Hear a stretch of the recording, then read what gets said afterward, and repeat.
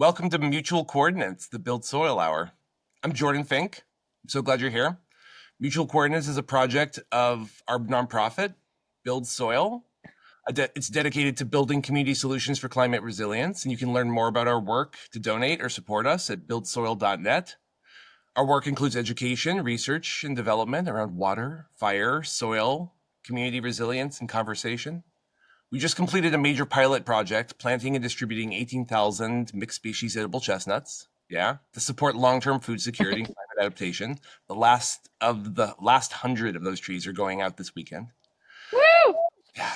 The creation of this podcast is part of that broader effort, weaving together storytelling, systems thinking, practical action, and demonstrating kind of our approach, which is to go in curious and see how landscapes look and what they tell us about ourselves. This episode and our editing is made possible with the support from People's Solutions, an organization that makes short videos and hosts roundtable conversations with people working for change. So we're very grateful for that support of editing help as we mature. I'm here today with my co-host, the amazing Wrenna Keller. Wrenna brings a deep background in ecological systems, design, storytelling, so much more. And you'll be hearing a lot more from both of us as we build this project together. Mutual Coordinates is still in its early days, and this is the first time Wrenna and I are hosting a guest together. And because we like to keep things a little meta, a little reflective, and embodied at the same time, we thought what better way to start than by talking with someone who has helped shape public conversation for decades. Our guest today is Lisa Loving. Lisa has been a tremendous support to me personally over the years and is a powerhouse in community radio, journalism, and public affairs. She's a long time. Oh, yeah. I remember my first experience at Kibu Radio, going and learning how the newsroom worked. And Lisa, got there at the beginning of the day with all the news stories of the day, and we disseminated and sat down and started researching and writing. I'd never seen anything like it, and it was all activism, all community organizing. What an incredible experience that was, Lisa. So she's a longtime host of Keeping It Real with Lisa Loving at KBOO, which you can find at kboo.fm, where she's interviewed activists, organizers, artists, and everyday people shaping their communities. She's also the author of a very sharp, very encouraging book on citizen journalism, a practical guide to finding it's street journalism, understanding and reporting the news in your community, which is a practical guide to finding your voice and making change. She has deep experience in hosting, editing, and shaping conversations that matter. And today we're turning the microphone around at Lisa, and we'll be asking her about her journey, her advice at starting a new project like this, and what she's learned along the way. Lisa, welcome. Thank you so much for being one of our early guests, and we are so happy to have you here. Thank you. I'm very flattered by being part of your conversation. You've always been a reality shaper of your own. So yeah. 20,000 trees out there, that's wild. Your whole vision is wild. But anyway, I'm sorry, back to you. I know you have plenty of if you want to hear Lisa interview me, you can listen to her program where she interviewed me. So Lisa, tell us about yourself. Tell us about your program, how you shaped it, and maybe some of the story along the way. We don't have any particular direction we need to go, but Wrenna and I are both so curious. And Wrenna, if you have anything you'd like to introduce. I have a whole page of questions, but we'll get to them one at a time. Okay. I realized that this year, I've been a journalist for almost a half a century. I started writing news for publication when I was a sophomore in high school. I was 14 years old. And you could say, oh, it's high school. High school newspapers don't count, but I assure you they do. And some of the actual best newspapers in the United States today are high school newspapers, and you could look that one up. But so who, what, when, where, how, and why, I started messing around with that when I was a child, I think, is the way I would look at that. And my career the backdrop of my career has been the failure of newspapers. That's just a fact. Right? That's what was happening as I was going out there and getting my first jobs, my first internship, stuff like that.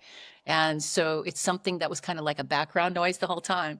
But in this beautiful moment, I feel as if information is segregated in our society in the United States. It's kind of segregated in other countries too, but it's a little different, and we could talk about that later.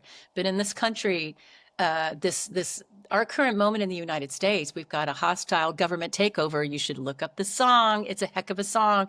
And so what is the role of media? When I got up this morning, I read that last night on 60 Minutes, the host of 60 Minutes basically played out that show by talking about how their beloved news director quit in protest because is it Sumner Redstone, this hyper rich conservative woman who owns the parent company of the parent company of the parent company, wants to sell the whole gashmo to some other company, and she needs Donald Trump to approve it. And that's where we are now. So that's what's shaping news and information. So over my career, I started out in newspapers, which are actually always going to be my first love. I mean, you can't teach a puppy how not to piss on the floor with a laptop. You can't roll that up. Your phone and smack the, whatever, right? Newspapers themselves as an artifact are elegant and incredible. They have a smell. Young people love newspapers, contrary to popular belief.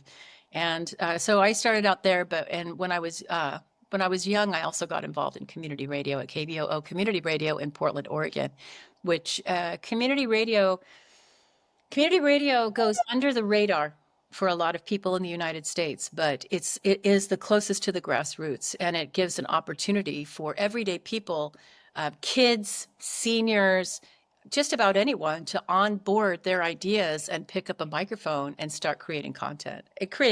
Like that's such a digital thing to say. Like, dude, you're gonna have a show. It's said about in the vaudeville world, everything that happens in the studio, everything that happens on the screen, everything that happens on the stage is part of the show, and you learn to go with it.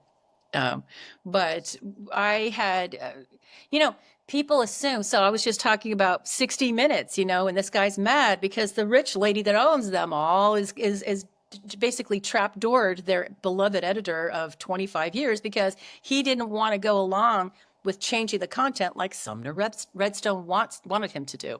The same thing happened with MSNBC a few weeks ago when they trapdoored a host called Joy Reid, who's followed by 1 million people in social media. Joy Reid, an African-American woman who actually and I don't want to cause a conflict or burn anybody's toupee right now, but she started calling what was going on in Gaza a genocide close to the beginning. Nobody knows why MSNBC trapdoored her completely, like they erased every vestige of her from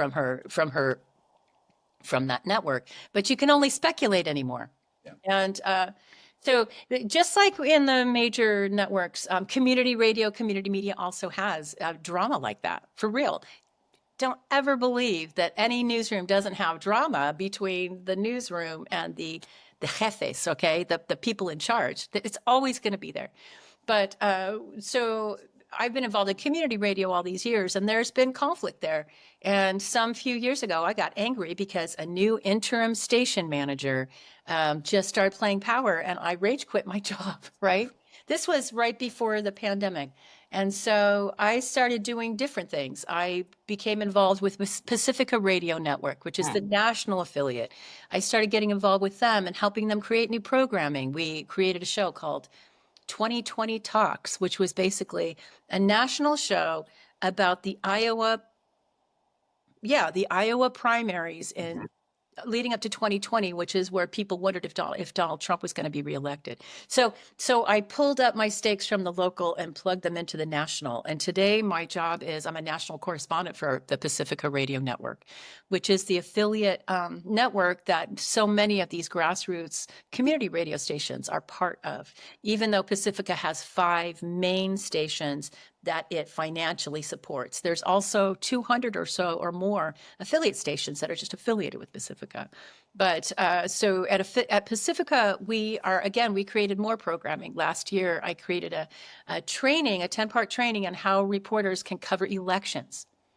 And probably about 60 or 80 people from all these affiliates, all these independent reporters, right?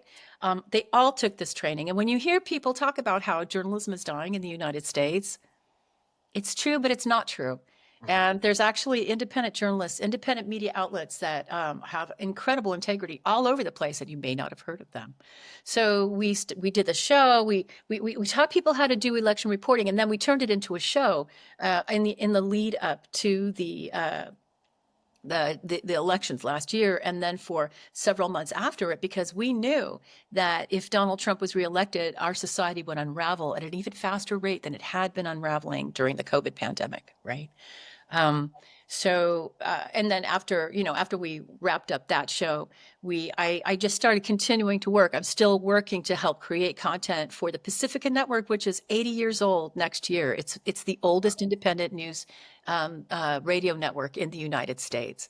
So now, though, a couple years ago, I saw at my beloved home station, KBOO Radio, that they were having conflicts. They needed support. Sometimes you could just get so mad at your local grassroots media outlet, whether it's a cable TV station or if it's a radio station, or even if it's a media center. In Hawaii, they have Akaku Public Media Center, and they do all the things there in Hawaii. But so I just got so worried about my own station that I proposed a new show. It's Thursday morning talk radio show called Keeping It Real. And all I do on that show is bring in community organizers to talk about the work that they're doing in their local community, in our local community, and how listeners can get involved in it. Because I think that community involvement is an antidote to despair. And I also think with that particular show, there's nowhere you can go to find out all of the community projects that people are doing. The daily newspaper, the once daily newspaper is what I should call it, here where I live, their staff it's a skeleton crew compared to what it was even 10 years ago or 20 years ago. They don't have the time to go out and cover what all these wonderful nonprofits are doing. And so it's sort of like a sprinkler of information that's really designed to give people the tools to help make their community a better place, or at least to get involved in some way. And so on that show, Keeping It Real, it's a Thursday morning talk radio show. Oh my God, it's so early in the morning sometimes. But the guests I've had the Coyote Crew, right? The Coyote Crew is just local people that work with the Feral Cat Society to show people how not to be afraid of coyotes in their urban environment, how to create an environment so that everyone who's part of that can feel safe, and which is amazing. I was incredibly honored to be able to interview the ACLU of Oregon a few weeks ago. That is a hell of an organization, and they too, last year, they started thinking to themselves, what are we going to do if Donald Trump is elected? You'll be surprised to find out how many individuals and organizations started talking last year about what they would do if Donald Trump was elected. There's small organizations and big organizations. All kinds of people did that. And because Donald Trump actually is I don't mean to cause you any logistical difficulty, but that guy is a convicted felon, and not for nothing. His life, his experience, it's an open book. And I'm going to shift the frame, but there's so many different people that I've interviewed. And I think that this show also, it has started to merge into my national show as well, because some of the people that I've spoken with, the people who fought a lithium mine in Nevada last year and lost, the Thacker Pass movement people. There was another man, Paul Susi, who created just a one-person project where all he does is help people who have lost everything get their personal documents back, like people who have been in climate change disasters, people who have had to live rough on the street, all kinds of people have this. And so to me, what's really sad though is that I think that our country is so uneducated that there's no way that we could actually bring it together. And that's just my personal take. So we're here, we're doing our podcast, we're doing our media projects. We're trying to watch Joy Reid, our favorite person with 1 million followers. She's going through the same thing we are, y'all. That's a remarkable thing. Dan Rather didn't have that experience, okay? It's across all scales. Kind of, yeah. Anyway, so for me, I am strongly impacted by ADHD and OCD, and you may have already figured that out just by listening to me. And so I felt for so many years frustrated that I thought, you're never going to get a job at the daily newspaper, blah, blah, blah, blah, blah. You just stick with community radio and stick with grassroots community newspapers. And the thing is, looking back on that now, if I was not affected by these cognitive disabilities that I have wonderful treatment for now, I would have been completely downsized, just like everybody. Mhm. Right. I wouldn't even be in a position to do anything that's useful now. That's just my personal So opinion. you have a resilience by your format. There's sort of a resilience where there's in ecological systems, there's two kinds of resilience. There's the resilience of a very, very well structured system. And then there's the resilience of a system just after a fire or just after a disaster because it can't get any worse. It can't fall apart anymore. Mhm. Really It has close to the room for experimentation. You're really close to the ground. Right. At the grassroots, you can renew yourself so much quicker than you can if you're dependent on an old growth system. It's true. And just to close this loop, just to finish the story of whoever the heck it is that I think that I am, I feel as if I've been in a unique position to have an obsessive mind that is endlessly curious, beyond curious, and still live through this past half century of media consolidation and collapses. That's how I would describe it. And now my big takeaway is that everyday people are some of the smartest people in our local communities, and to be able to give everyday people the tools that they can pick up and do journalism, information gathering and sharing that's my reason for being here. And it never ceases to amaze me how many incredible volunteers I've met at community radio who this one person in particular, she was the night baker at the old Pearl Bakery, and her dream was to be a spokesperson for an agricultural industry. And I just looked at her, it's like, that is really weird. So she volunteered in the KBOO newsroom for about 6 months, and then she got her job as a spokesperson for Oregon Berries. When you go to college and you get your master's degree or your PhD or something like that, there's a whole spectrum of knowledge that you do not gain that way. And so, but he's listening right now, and you've got a big media project. Look for me. I'm on social media. I never get tired of helping people. I love it. One of the things that kind of sparred us putting together this mutual coordinates thing is observation. Well, first of all, my first experience bringing Wrenna on as a co-host was about disaster response and was discussing, disaster response and her story around that. And then we realized we had good radio chemistry. But the thing I learned back in school for landscape design and landscape analysis was that the structure of design, the structure of land analysis, matches one-to-one with the structure of narrative and storytelling. And that the process of analyzing and understanding a landscape is actually one of it's almost the same as investigative journalism. You are investigating, asking questions, pulling out images, understanding the patterns, and in some ways interviewing the land and seeing what it has to say, as well as the people on the land. And it, like 90% of design process is interview, whether it's observational or whether it's actually asking questions verbally. And so I keep turning back to filmmakers, writers, radio producers, interviewers to inform how I think about landscapes. And we started noticing that people would be very stuck on an image of a flood or a fire or a disaster. And they wouldn't have the literacy to actually ask bigger questions or understand the landscape. That process of questioning and asking, and then turning that into something that we can demonstrate on the air, I feel like there's incredible parallels between the work that we're trying to do of storytelling around land that isn't just saying this is land, but actually saying, who are you? Who are you, Thacker Pass? Who are you, community in need of conflict around flooding versus fire versus property rights? Who are you? That question. I noticed, I've been on KBOO for a long time, being interviewed by a number of shows, and we would often not be noticed when we were interviewed. But when I came on Keeping It Living, immediately people were contacting me after our episodes. They were immediately moved to action. So there's something going on where it wasn't just about the message I was sending, but the structure that you provided.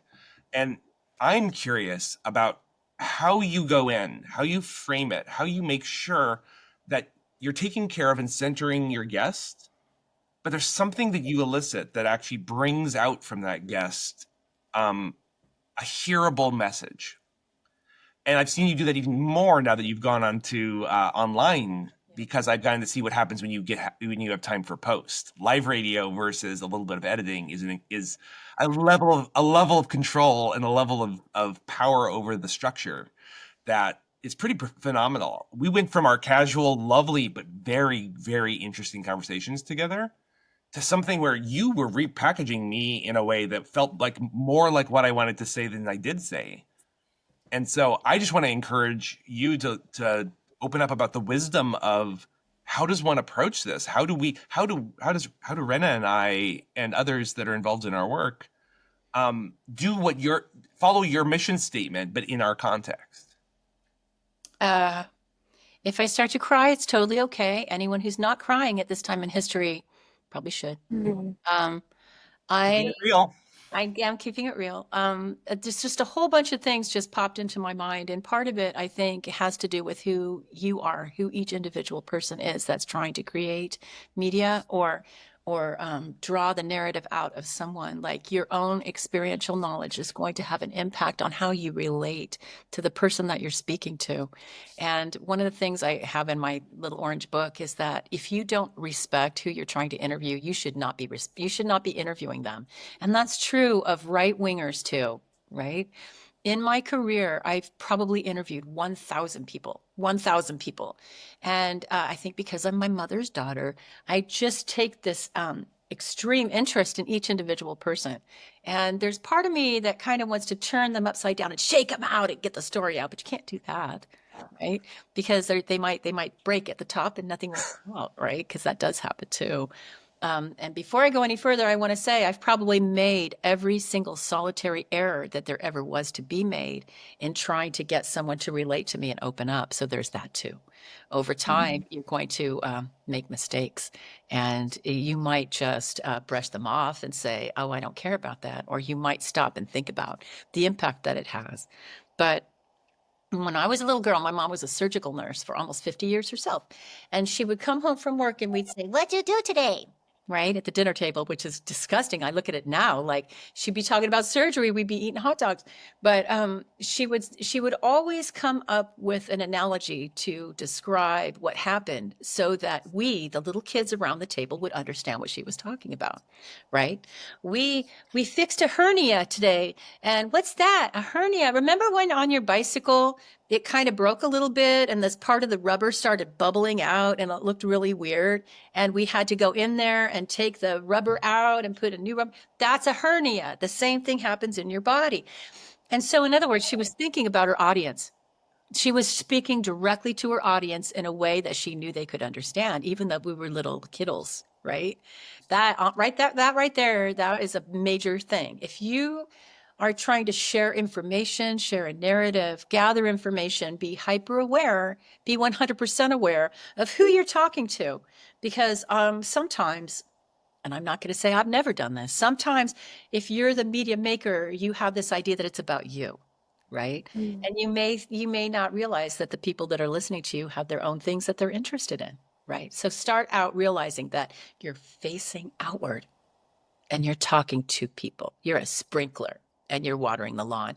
You don't have to have a lawn. I'm just saying, you know, just be aware that you're sharing something outward, and it's not really that you're grabbing information from other people to make you smarter, because that's a trap. And I've been there before too. I've been doing this since I was 14. Can you wrap your brain around that?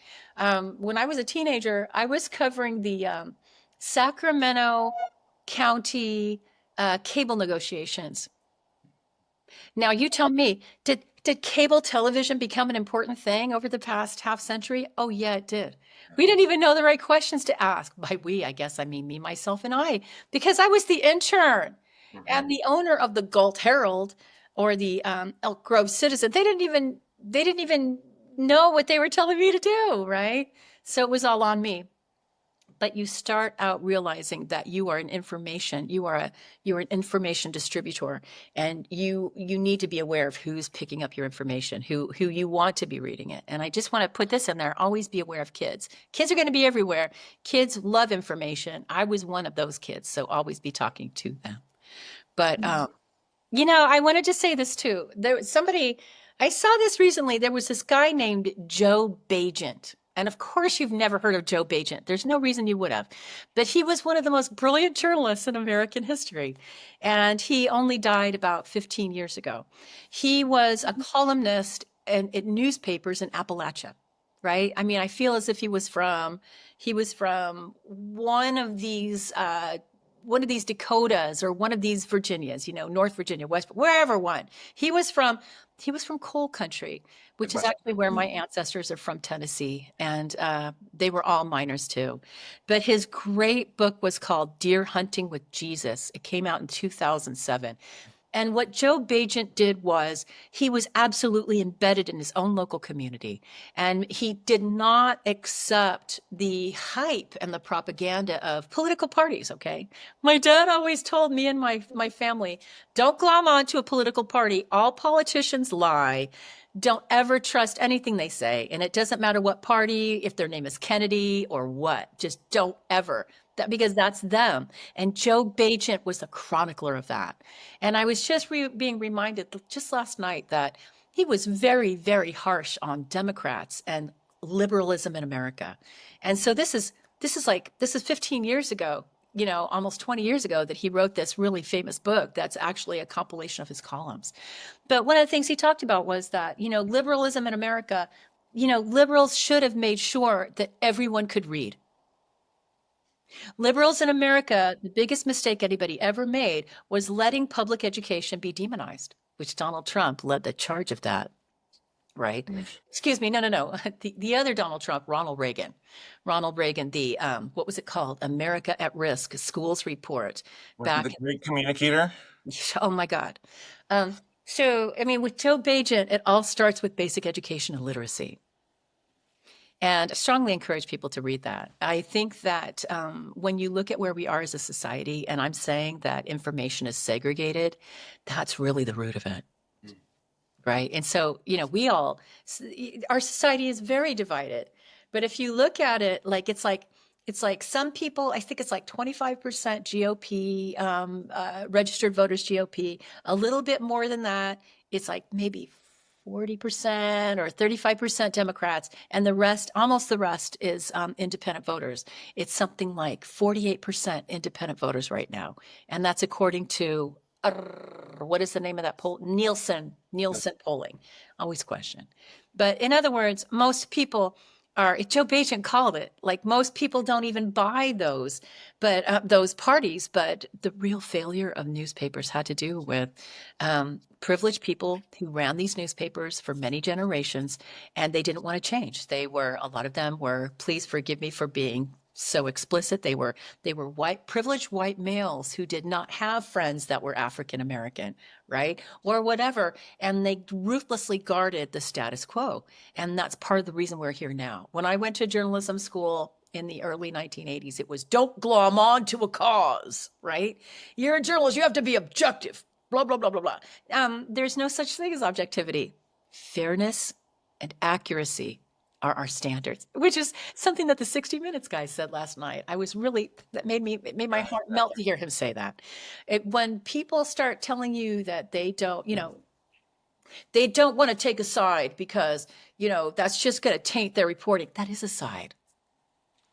So, I think that as media people, one of the most important things that we should be doing right now that nobody's going to tell you when you're down at graduate schools, we need to make sure that all the people around us know how to know critical analysis. They know how to read.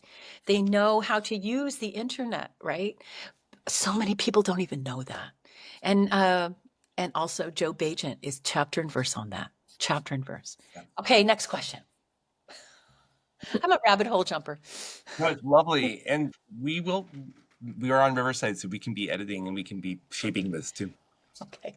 Because you're being amazing. No, you're making me think so much about, for me, landscape literacy is so important because people are landscape illiterate and they can't vote, they can't make decisions, they can't deal with Senate bills. We have a Senate bill in Oregon that deals with fire mapping that I've been analyzing, and the debates around it are not even about the science or the content because people are unprepared for understanding what it's saying. And that's another one where you have industry, or I guess I'll say the insurance industry and other industries getting in the way. of what's best for the public.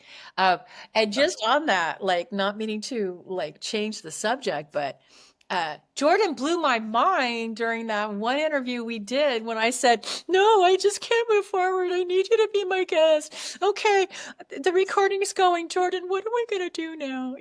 Like we did a whole show like that. It was just about a month ago. It was one of my favorite shows of all time. And Jordan, he's taking just this little one of those lighters that you use to light your barbecue, and he's just burning up all these stereotypes I have in my head. But what about climate change? And we need to save, the ice caps and the polar ice caps and the polar bears. He's like, actually, no. You need to stop and think about how that really works. And that's not a thing. That's what you think is a thing. And that's why people are going out and buying these EV cars.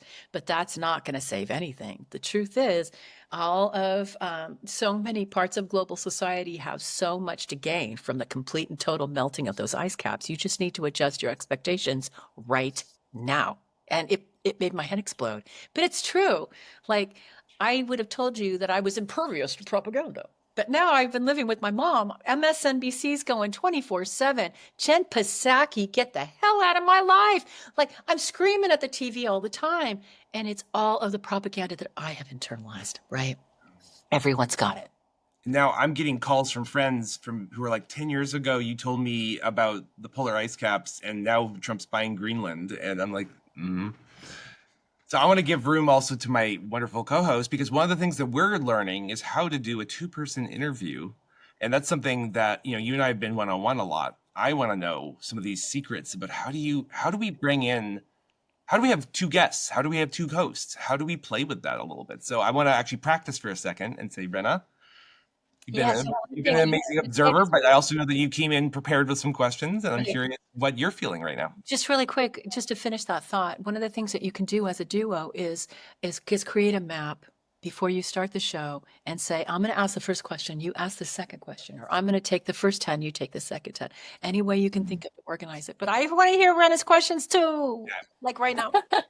Not the pressure. And remember, we get to edit this with Ed's help, so.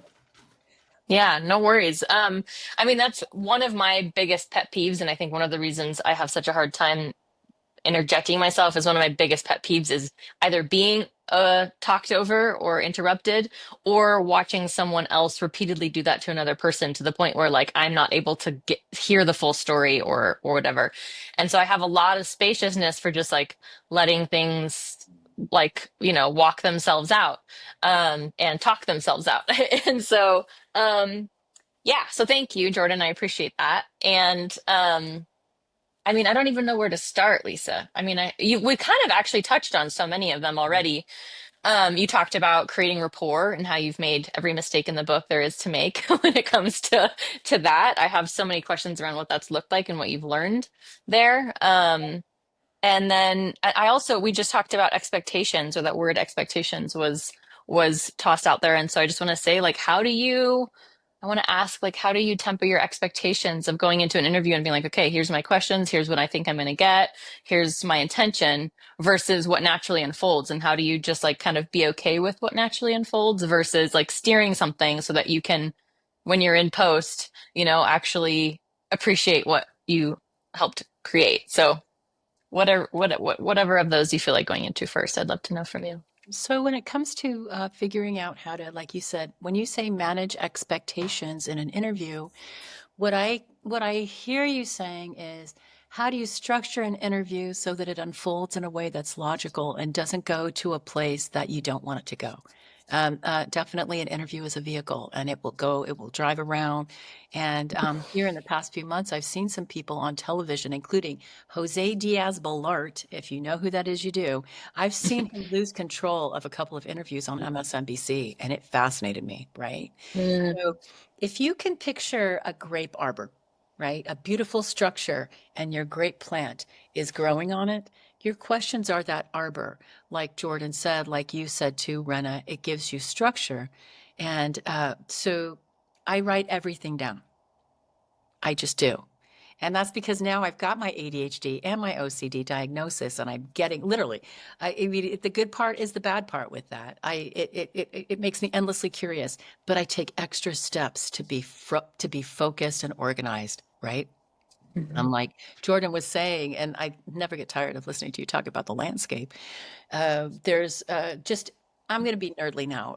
There's just one of the most basic ways to organize any kind of media content, whether it's your novel, your article, whatever it is I'm going to say this. It's called now, then, now. Right? Mhm. Start out questioning about what's the current situation. Then you take a step back. I'm being quiet now because the letter man is going to drop the mail. He's very cool, but it'll make a noise. All right. So now, then, now. You start out by what is the current issue, the current situation that brought this to you in the first place. Then you take a step back and talk about the history of it. How did it bring you there, right? And then you wrap it up with, okay, this is what we imagine for the future. And, anything that, the now, then, now, the end of it brings you back to the present with an eye to the future. Right. And so again, I'll say this again, that it's the same format if you were writing a book or putting together a news story. In news speak, that's the cocktail glass format for news writing. Right. So part of what makes it possible for me to try to make guests comfortable in an interview is when I want to do that. I mean, you don't always want to do that. And that was kind of a weird thing I just said.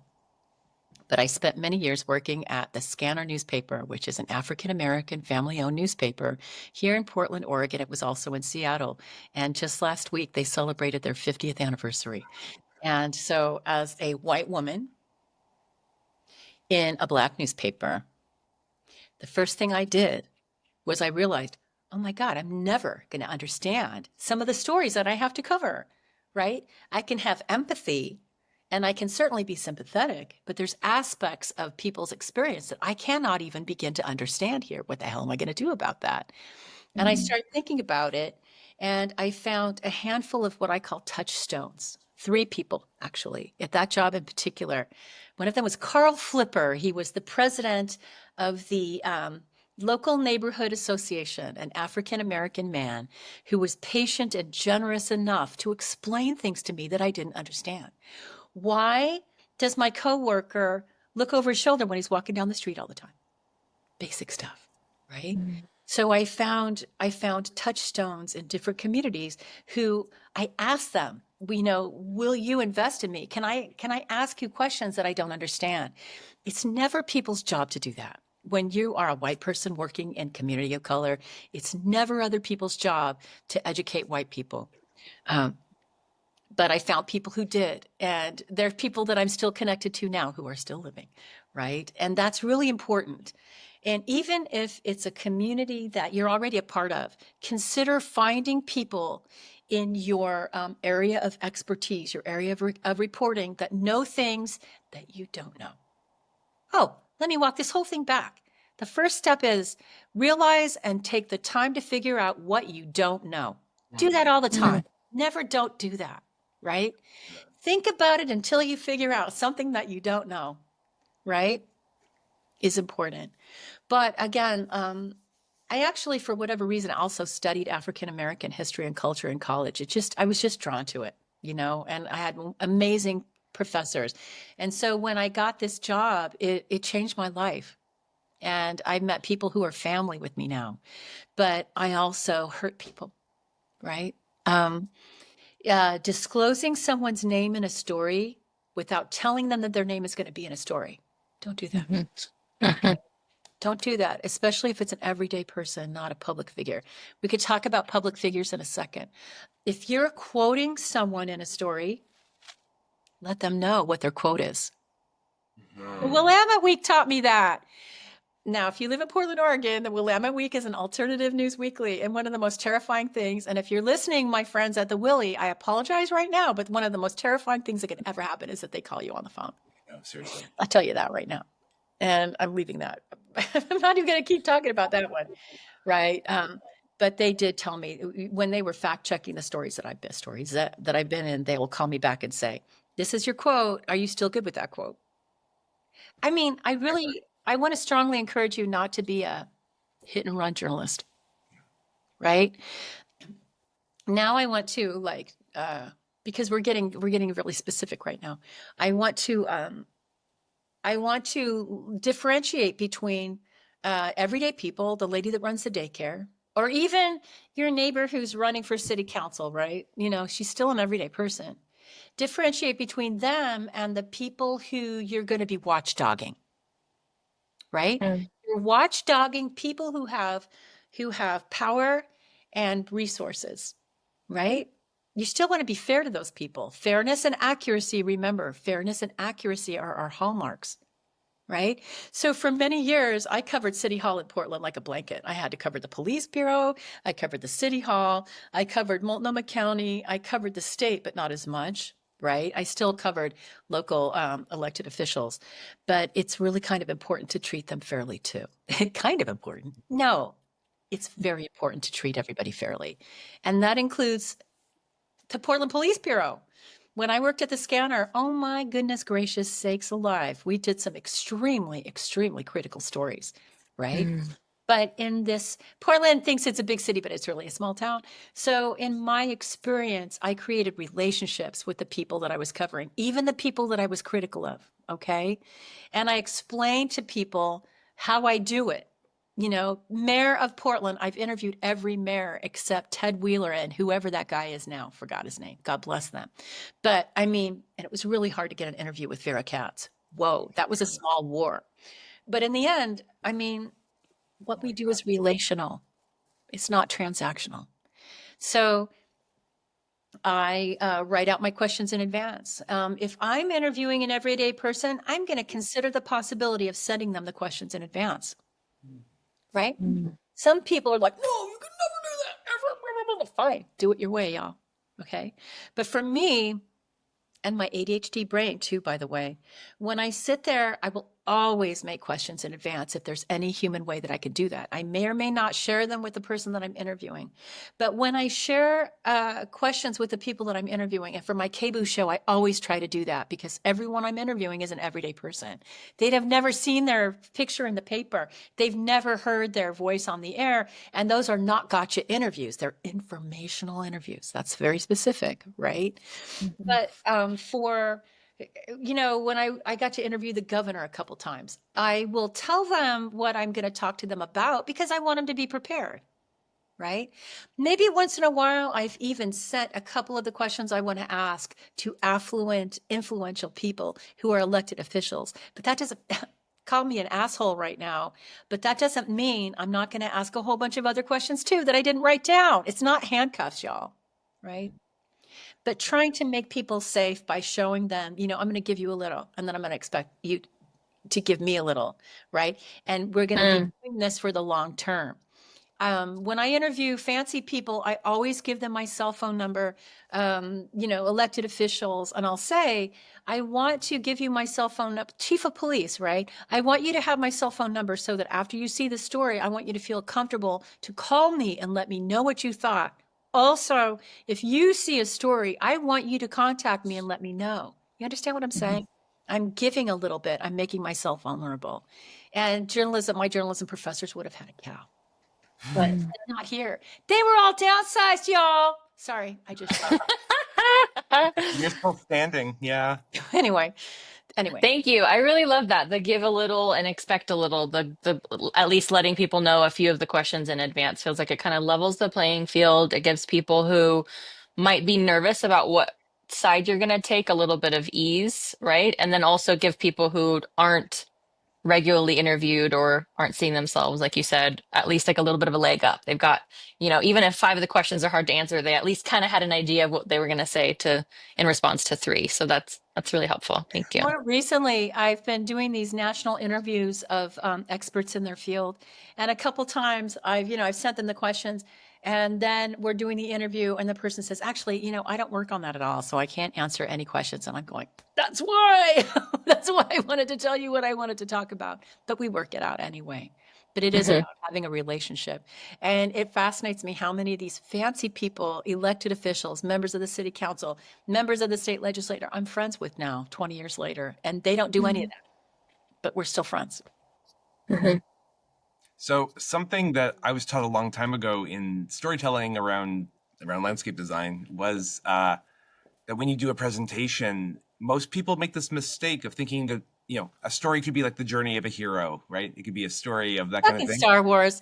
I know, exactly. But there's this wonderful communications educator, Nancy Duarte, who says people come up on stage at TED Talks or they come to this and they think they're the hero.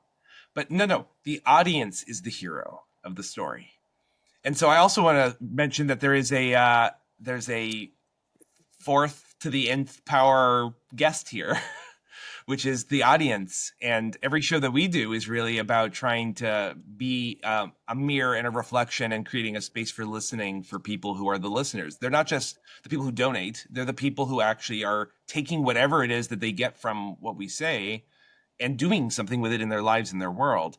One of the reasons why I was called to talk to you is not just our friendship and your amazing skill set, it's also that you have been working on trying to package that information in things like your book for young people, for people to move forward. I work with so many Gen Z people who have never planted a tree before and now they've planted hundreds, or who have never looked at land before and now they're interacting with it, who have never built soil but now are doing it.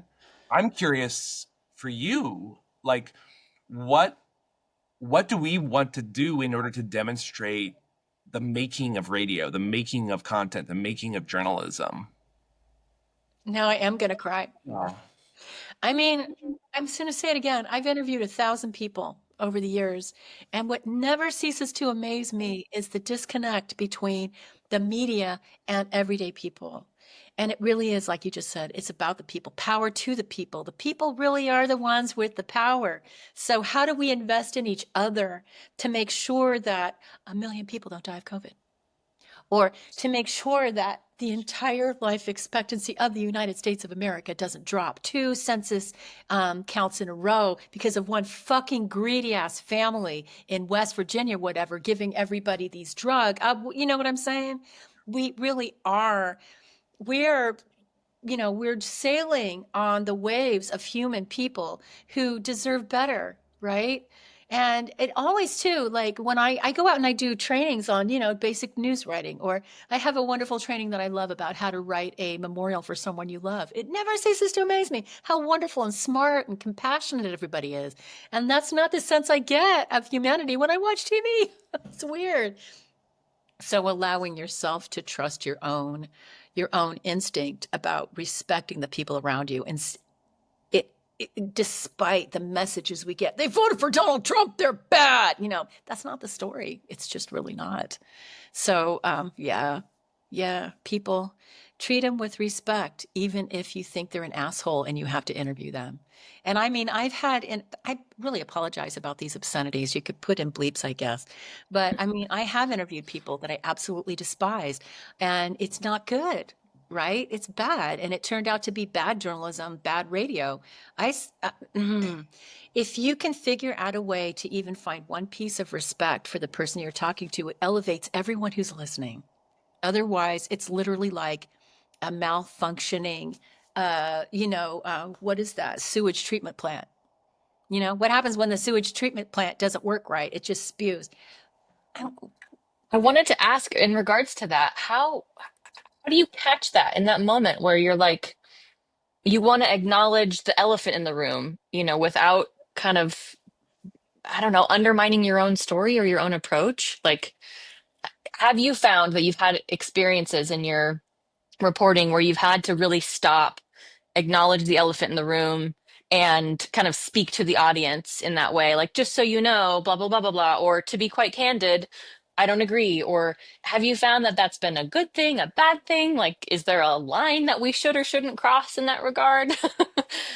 the more you do this kind of work, the more you build up your compassion muscle in terms of being an information gatherer.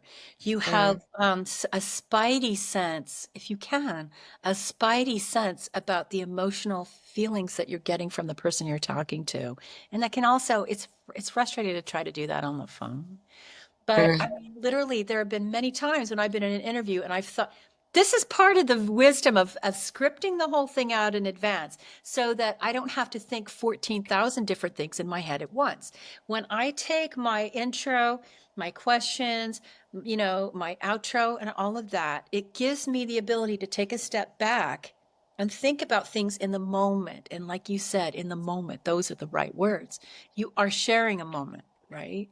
So one thing that I've done is what you just said, I've sat because I've done so many interviews about racism and I am coming from the dominant society that is an authoritarian society. Like my ancestors did terrible, terrible things. And that's in the room with me when I'm interviewing, Police Chief Charles Moose. I don't know if you knew who that guy was. Look him up. He was an incredible, incredible man. I know that those things are invisible in the room. And so one thing I do is exactly what you just said, Wrenna. I need to take a minute right now and acknowledge that there's an elephant in the room. Literally use your words and say that. Hmm. And then take a step back and let the person that you're interviewing have a little bit of the power and say what they need to say. It's funny that you said that because bringing that up. I have been for some years involved in the University of Oregon uh, Innovation Center. It's called the Agora Center. And a wonderful colleague of mine who runs that, they've had these national events. I just want to pause. I'm noticing there's a lot of feedback happening. I know. I think Jordan, your speakers are loud, and so audio is coming through your channel through your microphone of Lisa talking. That's interesting because what mic do I have set up? Maybe I have the mic on the wrong mic. Oh, I have the mic on the wrong mic. But I haven't heard the feedback the whole time. I've only just heard it. So I did not use my special mic. That's much better. that's okay. No worries. Bring Okay. it. Great. We can do this again, and we will do it again, and it can be even more focused. But I think that my mic is. I've had that happen too. I even forgot who I was interviewing. Oh my God, it was the Mumia Abu Jamal Prison Radio Project. Oh God. Anyway, stop. But you were saying, there was something that I was going to say. So I was at one of these fancy dancy events, and there's journalists from all over the country. Cheska Lee is there. Like, there's these incredible people there. And this incident happened with invited guests, and long story. But in the end, the journalists that were there in that room, their conclusion was maybe it's important for a journalist to give up part of their power to the person they're interviewing. And Mm. maybe it's important for a newsroom to give up part of its power to the actual community that it covers. I couldn't believe I heard this out of these people's minds, but I live for that. I agree completely. If you're doing now, this is different. Like if I'm going to be interviewing the president about committing some crime and I expect him to lie to me about it, which is what would be expected, I'm probably going to have a completely different and unique approach, right? But if I'm interviewing people from a local community, especially like, say, for example, an African American elected official who's being piled on by racists, probably threatened by Patriot Prayer, which is a racist, violent organization in our nation, I'm probably going to have a different approach than if I'm interviewing Donald Trump. But I feel really strongly about giving some control back to the person I'm talking to and the community that I'm covering so that they can tell me what they think. They can call me out. And it's possible I might even include that in the story too, if it's part of what the focus of the story is. Try not to get, when you're going to write a story, you're going to make a podcast, keep in mind the focus of it and try not to rabbit hole out of it because that's the bane of ADHD and OCD brain existence as a journalist. When you put together like the framework for something, that beginning, middle, end, and you kind of identify how long you want to dedicate to any particular topic, what is your desired timeline on average? Now, I'm going to tell you this right now. It depends on the length of what you want to create. You guys are doing, maybe you're doing a 1 hour podcast. Consider the possibility of trying to keep your audio as close to 1 hour as possible.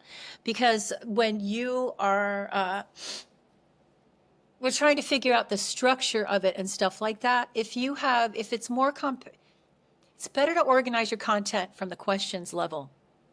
than from the it's all done and oh my God, now I have to eliminate half of it level. I'm right now trying to edit down my Thacker Pass lithium mine interview into a 25-minute format, and it is almost impossible to do. So where you start by writing your questions out, and I don't care if you don't like writing questions out, you really should consider doing it because you don't even have to follow that. You can just look at it and throw it all out. I've had to do that before too. But if you sit down and think of your introduction, how long do you have? Sometimes I've got 10 minutes for an interview. So I'm only going to ask 2 questions. Mm-hmm. Right? Or 3. It depends on the situation. I got to interview the communications person from the Carter Center earlier this year, right? 3 questions. That's it, But I mean, you can create a regular format, a template for interviewing people for your specific show. I do that for my KBOO show, a template for how to do it. So it shows me like you just said, what is the format? I've got an opening 20 minutes, I got a middle 20 minutes, and then I've got a final 20 minutes. And sometimes I stress out because I'm like, oh no, this is a final 20 minutes question and I'm asking it in the first one. Sometimes I get that stressed out. But think about it. You're a painter of words, so think about it that way. And sometimes, if I don't have, if I'm having a hard time trying to come up with what I'm doing, I will literally go back to the most absolute basics. Who, what? I will type in on a document who, what, when, where, how, and why. I'll cut and paste those words into each of the 20-minute segments, and I will use that as a question, as a question prompt. But it's best to start really at the beginning. Begin with the end in mind, like that one guy said. And we're looking for almost a multimodal version of this, where we're trying a lot of different kinds of programmings, lots of different kinds of formats. So a lot of this pertains to all of it. I mean, because obviously a short interview, a live stream where it's more casual, a conversation between us that's more open, or an interview, they all have different characters and flavors to them, different lengths and formats. But us being explicit about it and clear about it makes a lot of sense. I do also want to notice the structuring of time and recognize that we are in the last wave of our available time. So I wanted to maybe direct the conversation for a second and say, I'd like to know a little bit more about your book and a little bit more about why you wrote it and what's the distilled message you would have to people who want to start creating content, that isn't extraction, but is actually what you're talking about, relationality and connection. If it's okay, Wrenna, I know you have other questions. Maybe. You're so good at this, Jordan. Yes, I'll absolutely. do this really fast because I also super want to hear more from Wrenna too. I know. I had worked at the Scanner newspaper for almost 15 years off and on. And I was getting ready to retire from there because I was so damn burned out. I don't even know how many people whose relatives had been murdered I had to interview. And that one thing really made my head collapse.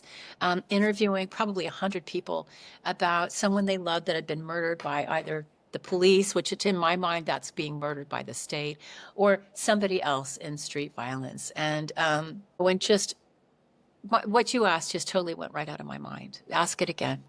Well, I think it's connected to what you said, but I was being very direct, and I was saying, well, you wrote this wonderful book, and why did I write in the it? format of a zine, and it's clearly written to be accessible to people, the kind of people that listen to our podcast and who have been part of our work. Right. And when I read it, I was like, this is some of the most distilled, incredible advice on there's sections in here on how to handle blowback, how to handle social media, how to think about asking questions and representing, because journalism has changed so much even in our lifetimes, as at our generation. The people who are younger they grew up post 9/11, let alone post first Gulf War. Like, their conception of media is seeing an extractive power system. Right. And so this was like a drink of cold water in the desert for me reading this. From the Bull Run watershed where we live in Portland, which is the best. And so I just want to know more about your impulse, and also what would you want them to know?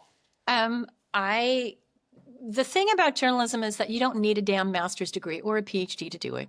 You just don't. And in earlier earlier in the last century, journalists were considered to be a blue collar job, not a white collar job, right? And the thing that struck me about it was I'd worked with so many. I was working at the Scanner newspaper in running the newsroom, but I also worked at KBOO Community Radio, working with volunteers. Like that's a volunteer newsroom.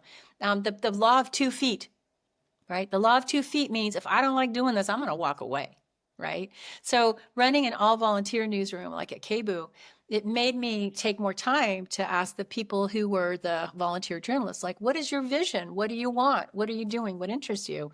And that drew me more to who the people were on my staff, like who were their communities. Every journalist that you've got has their own hub of community. So the journalist has a hub of community. Everyone they interview has a hub of community. It works like an analog clock. And it frustrated me working at the Scanner that some of the best and brightest people in our town who maybe happened to be African or African American had no access to real challenging material in their public school to even begin to learn about things that would have elevated their lives, including journalism. You know, the basic tools of journalism are nothing but critical analysis. And that's what we should be learning, right? So I'm working at the Scanner, I'm meeting these incredible people, old, young, and everywhere in between.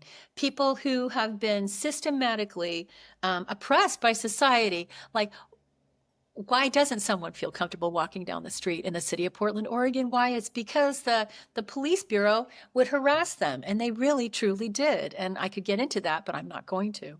But the reason that I wanted to write that book was because in my heart, there has to be a different way of onboarding journalists besides getting a goddamn master's degree at the University of Oregon. I love y'all, all right?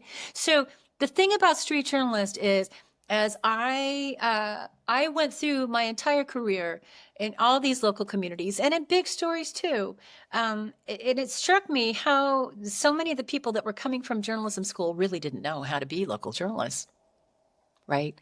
And that was really, I was burned out at my job at the newspaper. I visualized this book for a couple of years, Everyday people have all the tools of journalism. They just need to be shown where they're sitting on the table in front of them. And so literally, I retired from my Scanner job. I went to the going away party. I'm going to keep it super real with you right now. I got a great big bag of sativa, which was totally legal at that time. And I went home and closed myself up into the upstairs bedroom. And I spent a whole weekend writing the book proposal, 5,000 words. On the Monday morning, I plugged it into the wall at microcosm.com, my beloved publishers, Microcosm. They're sort of like the me of the book publishing industry, if I can just say. They grew out of zine culture. They absolutely did, and they still publish zines, and you can publish a zine there. And within 2 hours, Joe Beal was back with me. This is a sample contract, and you're going to have to write 30,000 words. That's not good enough, But it was about. I don't want to be so arrogant as to say, that one deity that brought fire to the humans and blah, blah, blah, blah, blah. But, the tools of journalism are not brain surgery by any means. And these media outlets are collapsing. They're in free fall. What we really need and where innovation really comes from is from everyday people that don't know these dumb ass rules. Never glom on to a car. Objectivity. You know what I'm saying? So it was a perfect storm of this is in me. I have to get it out of me. And nothing ever makes me happier than sharing with all kinds of people how to gather information and disseminate it. It's just all of that.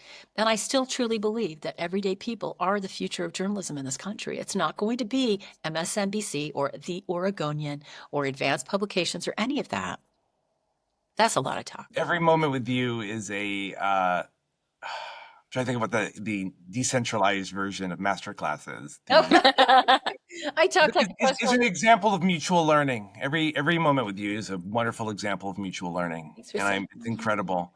I want to make sure that my wonderful co-host has the closing word on this base. I want to hear what other questions does Wrenna have and anything like that. And this will be in our rough cut, but not in the final version. But time wise, Wrenna did ask for a 10:45 end, so I want to respect that. No, it's my fault for starting late. No, it's all good. Hard hour. And we always do that. And I started a little late. But Wrenna, if the spirit moves you, I wonder if you have a question that brings us into maybe what you're feeling or comes from your heart. It's a very direct question to her, but I'm trying to make sure that we're Well, it takes me from listening to talking, and I'm not good at crossing that bridge yet. I'm in active listening mode. I'm not in active talking mode. And I don't know. Yeah. So you do it.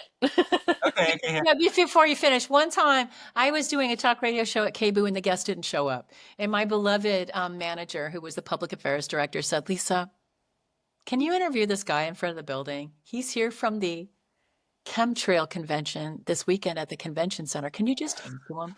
Drag this joker on the air. We talked for an hour. It's a thing, man. Don't ask me anything about that show. It's a thing, And you're right. Different. I don't mean to put you on the spot, but the game here is like also Wrenna and I having to be co-hosts. We're also having to pay attention to each other in certain ways, and there's so much going on, like in the dynamics of that. And I want to make sure that also white male, lots of privilege. How do I structure and create space as a good listener too? Because society wants me to run the show. Create structure before you even do it. What's it like in Prescott today? It's beautiful. It's sunny. It's like probably like 66 degrees outside. It's ideal. Everything's super bright green. My father's mother ran a photography store. She managed a photography store in the 30s. And my dad, they knew Ansel Adams. And my dad became a photographer too, an air traffic controller. But I love Prescott. It lives in my heart. All the Kachina dolls, everything. Well, I'll tell the rocks that you said hello. Thank you. Lisa, let's just take a moment and ask. So first of all, thank you so much for joining us. Like the whole idea of this being called Mutual Coordinates, which came from a Bjork song, actually, talking about the difficulties of emotional connection and reaching each other and hearing each other, finding the mutual coordinates. I'm just so grateful for your time and your mentorship and your leading by example. And I want to know, how can people, obviously anyone listening to this is going to be like immediately attracted to finding more about you, reading and listening. What are the main channels that get people into hearing your stories and your framings and the spaces you've created? Thank you for asking. KBOO.FM/keeping it real. And you could go on my page at KBOO, on the KBOO website, and I've got you could just click on any of these interviews. It's been the joy of my life to do that. WBAI in New York, they have a Monday morning show called We Decide. I'm the editor at large for that. So you would be going on their website and looking for whatever played in the slot of 9 a.m. to 11 a.m. Eastern time. And my stuff goes into the final half hour. I talk too much on social media. I'm easy to find. I'm so old that my social media handles are Lisa Loving, not Lisa Loving 3728 or whatever. So me. And again, I'm going to say it again. KBOO also records and stores old shows, so you can go back and listen quite a ways. I think you can go back to the beginning of your show and some other shows you've done on KBOO. Well, it goes back way far, but oh my God, I love that dog. Yeah, you can find it. Just like Lisa Loving on KBOO. Just go in there and plug my name in. And Microcosm Publishing also has a page devoted to your book, which I'll repeat. It's called Street Journalism: Understand and Report the News in Your Community by Lisa Loving. And they also have a very nice interview with you about your book that I recommend people watch. Okay. So, in all of our forms of content, I'll make sure that there's links to you. And I just want to say my gratitude to my co-host and also to have you here. Is there anything you'd like to say on our way out? Me or Wrenna? Wrenna. Either. Wrenna, you should always contact me. You're totally free to do that anytime. I would love to support you in finding your voice. That's one of the things that I've had to do. And honestly, therapy helped me a lot. I know you're not supposed to, but therapy helps a lot. And I had to get my own head on straight before I could begin to understand my place in the world. But if you're listening to this right now, there's nobody smarter than you. Please don't even imagine that you have to go get a master's degree to be a journalist, a reporter, a media maker, anything like that. Always respect who you're talking to, please. I'm asking you that personally. If you don't respect them, don't talk to them. And don't be a hit and run journalist. If someone's going to be quoted in your story, named in your story, let them know. And that's about it, y'all. You can do it. What a wonderful offering. Maybe we'll have you, I mean, I hope we have you again as we mature through this process. I would love that. Yeah. Definitely. Thank you so much, Lisa. Appreciate So you so everybody, much. you've been listening or watching to some form of the our pipeline of Mutual Coordinates, the Build Soil Hour, and of course, great love to my co-host and my wonderful guest and our editors and everybody who has supported our project for the last 6 years. Gratitude to everyone. Thanks Yeah. for having me. Yeah, thank you. Thanks, everyone.